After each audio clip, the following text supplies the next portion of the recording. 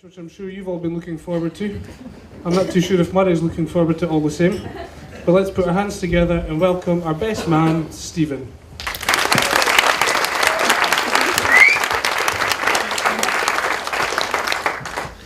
Good afternoon, ladies and gentlemen. For someone who's not used to speaking in public, I was given a bit of advice. Now, let's just imagine their audience in their underwear. Unfortunately for me, there's a lot of kilts around here, so I think I'll forget that one. For those who don't know me, I'm Steve, one half of Murray's best men. When I was asked to be his best man, there was a lot of things I wanted to say, like how honoured and proud I am. However, as time went on, I realised I would have to do this speech and at some point say something good about Murray. Now the problem is, I've had little experience doing either, so I'll try my best. Firstly, on behalf of the bridesmaids, Ailey, Laurie and Diane, I'd like to thank Murray for his kind words and the gifts. All the bridesmaids look fantastic today and are only rightly outshone by our bride Christy, who I'm sure everyone would agree with me when I say looks absolutely stunning.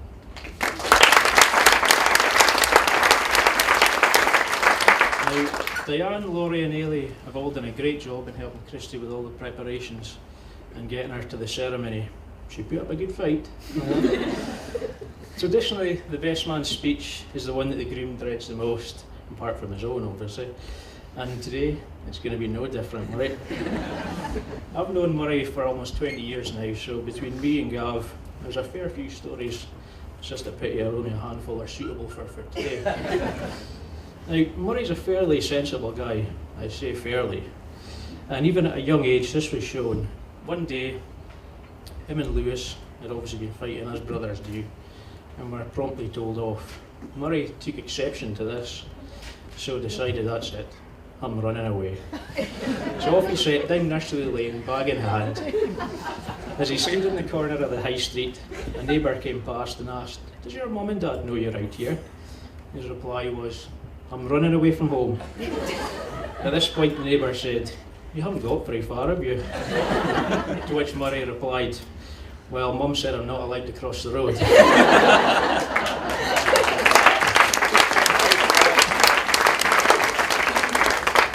More recently, however, Murray's fondness for casinos has landed him in some hot water, especially with his new wife.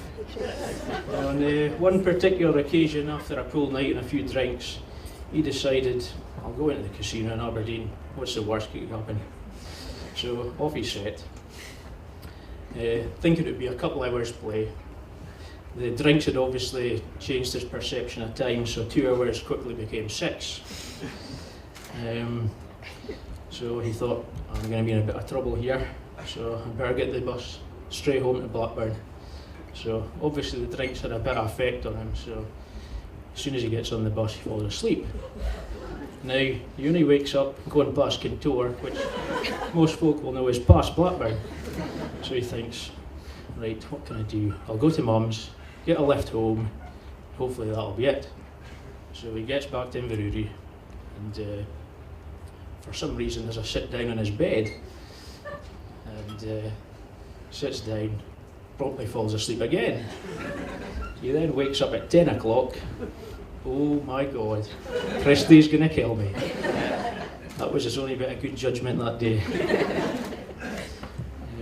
Funny enough, casino visits have been dramatically reduced, and he's been on his best behaviour ever since, really. Now, Murray enjoys his sport, so to keep fit we try and go out running as often as we can. I know you would never know, I did say try. So, though more worryingly, I've noticed that he seems to have developed a liking for a tight green lycra. Now, you can get away with that under a pair of shorts and t-shirt, but on holiday, in my opinion, that's a no-no. So Murray's stag do was in Magaluf back in June. Drink up, Murray. So you can imagine all the boys' surprise when Murray came out down to the pool in what I can only describe as green dental floss. I think people at the poolside that day probably still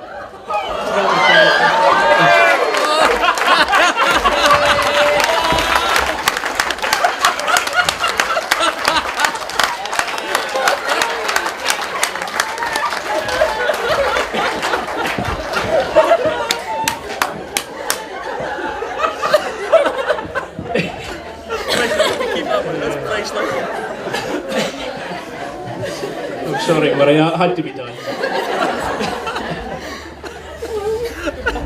That's a great image to leave you with just before your dinner. I'm going to hand you over to Gav now to say a few words. So I'll have you.